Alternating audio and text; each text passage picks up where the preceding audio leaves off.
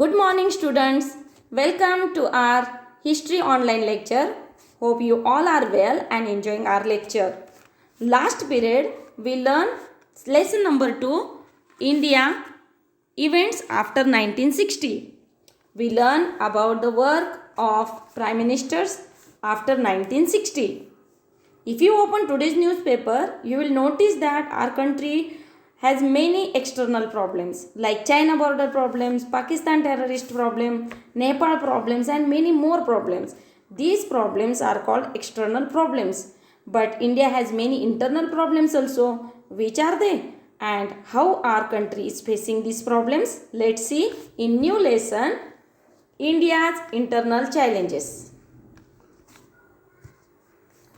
In this chapter, we are going to learn about some internal challenges that India face. We shall see some internal challenges like separatist movement, issue of Northeast India, Naxalism, communalisms and regionalism. Now let's see the unrest in Punjab, the first internal challenge. Akali Dal was the major political party in Punjab. In 1973, the Akali Dal passed the Anandpur Sahib resolution. The following demands were made in this resolution. Chandigarh should be made part of Punjab. The Punjab speaking parts in other states should be included in the state of Punjab. Recruitment of people from Punjab in the Indian Army should be increased and more autonomy should be given to the state of Punjab. Akali Dal came to power in Punjab in 1977. While taking charge, they asked for a larger share of river waters for Punjab, holy city status for Amritsar, etc. along with their old demands. Now let's see what were their demands and how the Punjab was unrest in 1973. This is the image of state Punjab.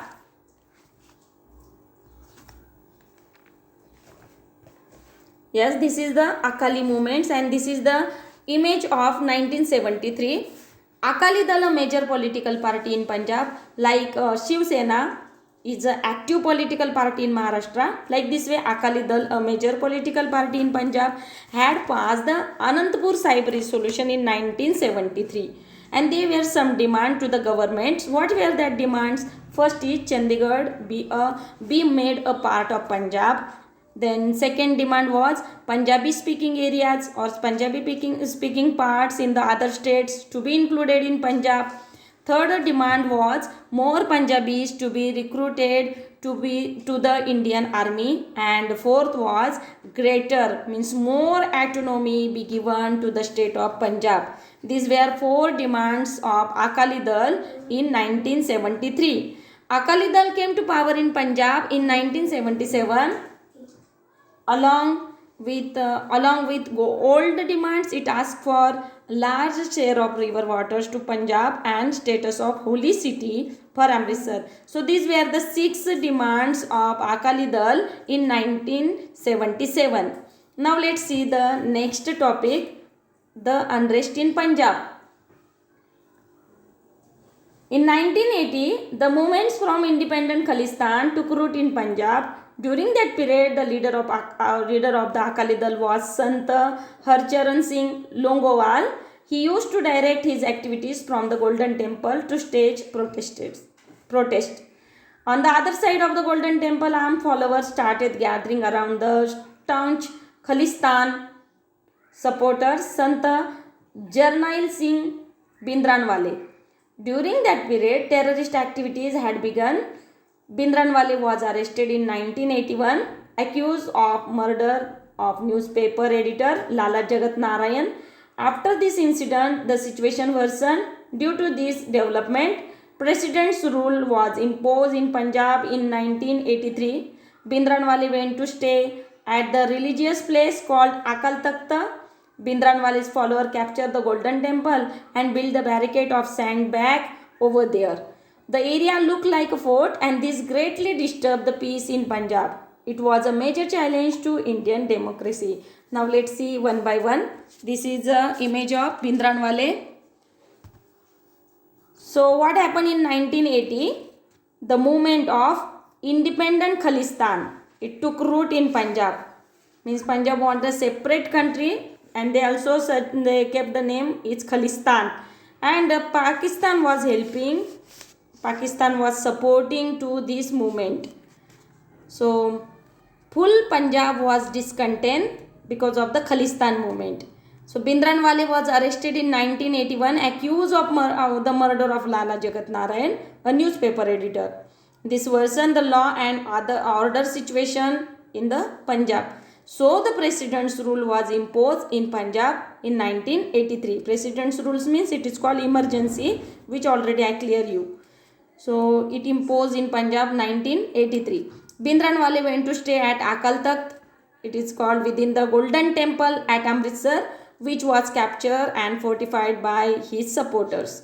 So this disturbed the peace in Punjab and it was a major challenge to Indian democracy. At that time, Indira Gandhi was Prime Minister. What she did, let's see. Operation Blue Star. The main task of getting the terrorists out of Golden Temple was entrusted to Major General Kuldeep Singh Brar on the morning of 3rd June 1984. The mission Operation Blue Star started. The operation ended on 6th June. In this military operation, the Indian Army functioned with great restraint.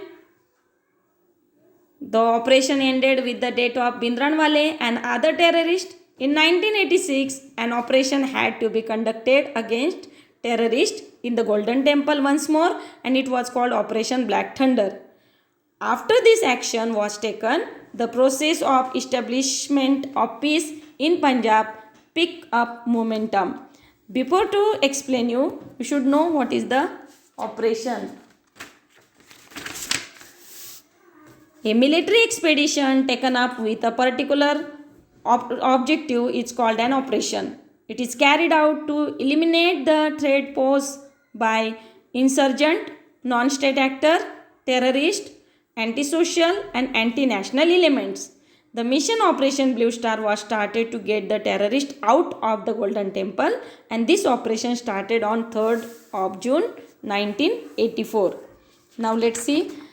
This Operation Blue Star was undertaken by Major Kuldeep Singh Brar on 3rd June 1984 to flush out terrorists, and it was completed on 6th June. Indian Army act with great restraint. Bhindranwale and the other terrorists met with death. Now next operation, Operation Black Thunder. It was undertaken in 1986 against the terrorists in the Golden Temple, and the process of establishing peace pick up momentum thereafter. Now see the next issues. Means already I taught you the unrest in Punjab. Next issue is issues concerning Northeast India. So Northeast India consists of 8 states of Assam, Arunachal Pradesh, Manipur, Meghalaya, Mizoram, Nagaland, Sikkim and Tripura.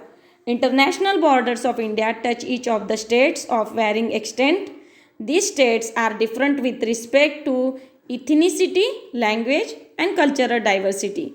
The first Prime Minister of independent India took the lead in bringing the tribes living in this area into the mainstream of the country.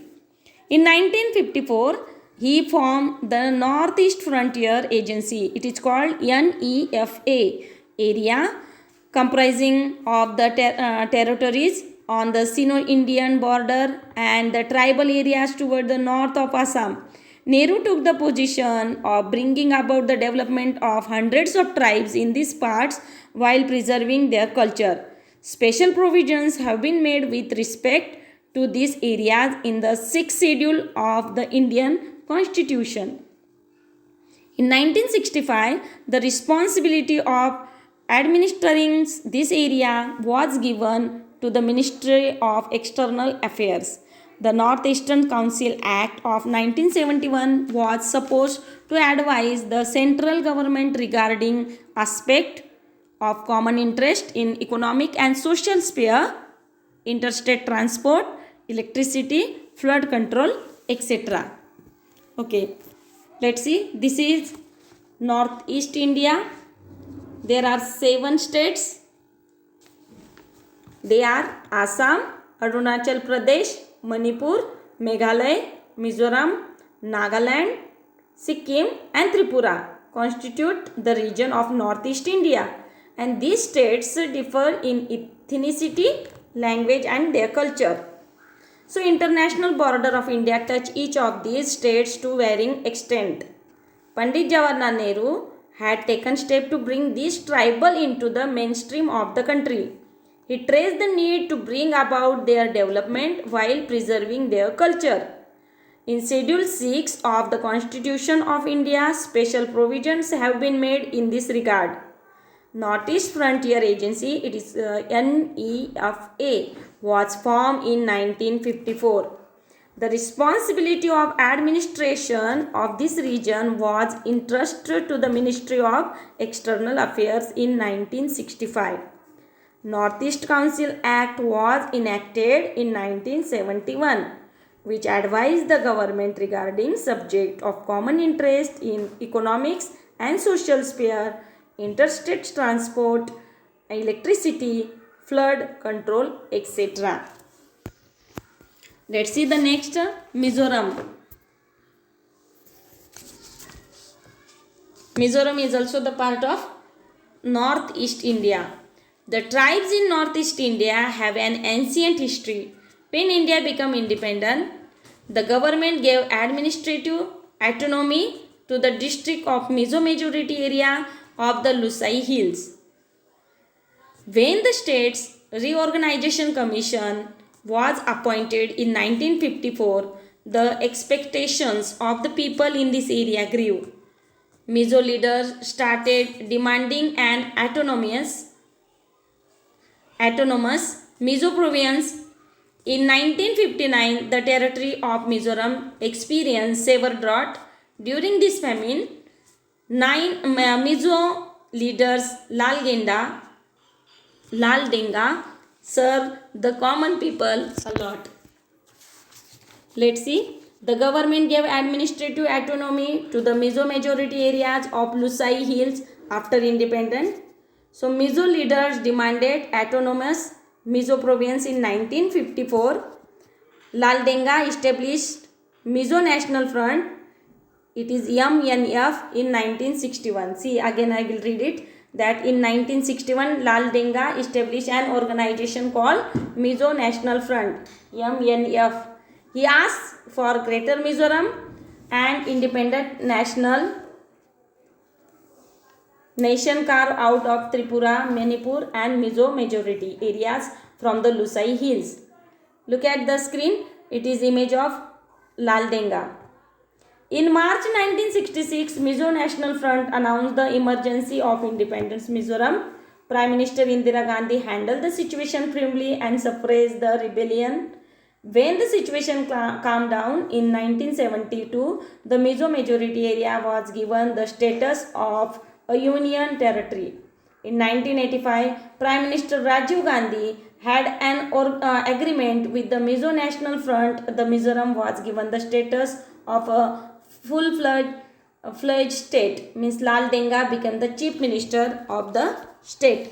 See, the Lal Denga established Mizo National Front MNF in 1961. He demanded Great Mizoram, an independent nation carved out of Tripura, Manipur and Mizo majority area from the Lusai Hills.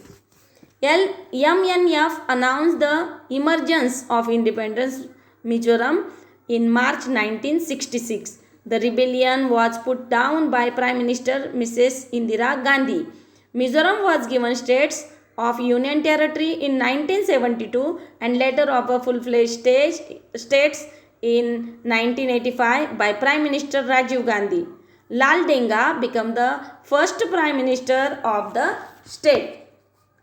So student, today I taught you the unrest in Punjab and issues concerning Northeast India. In that Mizoram I taught you. So please read this lesson at least twice. Thank you.